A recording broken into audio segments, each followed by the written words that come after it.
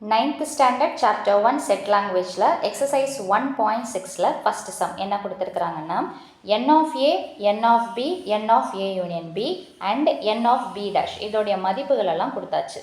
கொடுத்துட்டு என்ன கேட்குறாங்கன்னா a intersection b கண்டுபிடிங்க, n of u கண்டுபிடிங்க. இதுதான் question.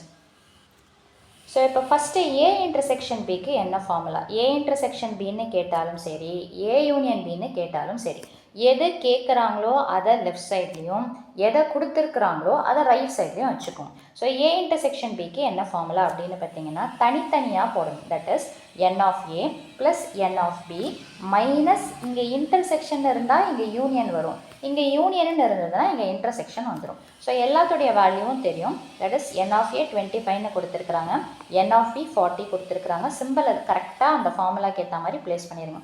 எப்போவுமே இந்த ரெண்டாக சேர்ந்து வரும்போது உங்களுக்கு சிம்பிள் எதில் வரும்னு பார்த்தீங்கன்னா மைனஸில் வந்துடும். ஸோ மைனஸை போட்டுருங்க.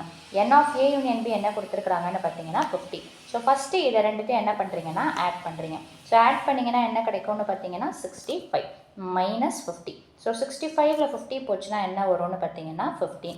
ஸோ இதுதான் எதோடைய ஆன்சர்னு பார்த்தீங்கன்னா N of A intersection பியோடைய answer. அடுத்தது பார்த்திங்கன்னா என் ஆஃப் யூடைய வேல்யூ கேட்குறாங்க. ஆக்சுவலாக யூன்றது என்னது? Universal set. தமிழில் பார்த்திங்கன்னா அனைத்து கணம். இங்கே நமக்கு கொடுத்துருக்கிறதே ரெண்டு செட்டு தான், ஒன்று ஏ இன்னொன்று பி. அப்போ இதை ரெண்டுத்தையும் ஆட் பண்ணாலே நமக்கு என்ன கிடச்சிரும்னு பார்த்தீங்கன்னா யூனிவர்சல் செட்டு கிடச்சிரும். ஆனால் உங்கள் புக்கில் என்ன கொடுத்துருக்குறாங்கன்னு பார்த்தீங்கன்னா பி டேஷ்ன்றதுடைய வேல்யூவை கொடுத்துருப்பாங்க. அப்போ இதை யூஸ் பண்ணணுமானா what is mean by B dash? B டேஷ்னா பியை விட்டுட்டு. அப்போ பியை விட்டுட்டுன்னா யாரை தான் சொல்கிறோன்னு அர்த்தம்னு பார்த்தீங்கன்னா ஏ. இதை நீங்கள் ரெண்டு விதமாக போடலாம். ஸோ யூனிவர்சல் செட்டுன்னா இருக்கிற எல்லா செட்டையும் ஆட் பண்ணணும். அதாவது நான் எப்படி போட்டிருக்கிறேன்னா N of A plus N of B, N of ஏவும் தெரியும், என் ஆஃப் பியும் தெரியும். ஸோ ஆட் பண்ணி போட்டிங்கன்னா என்ன கிடைக்கும்னு பார்த்தீங்கன்னா 65. ஸோ இதுதான் என் ஆஃப் யூடைய வேல்யூ.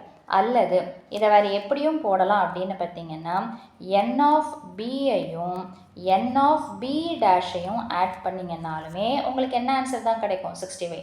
நீங்கள் கொஷனில் பார்த்தீங்கன்னா பி டேஷுடைய ஆன்சரும் ஏவுடைய ஆன்சரும் ஒரே மாதிரியே தான் இருக்கும். ஸோ உங்களுக்கு எந்த மெத்தட் வேணும்னாலும் நீங்கள் ஃபாலோ பண்ணிக்கலாம்.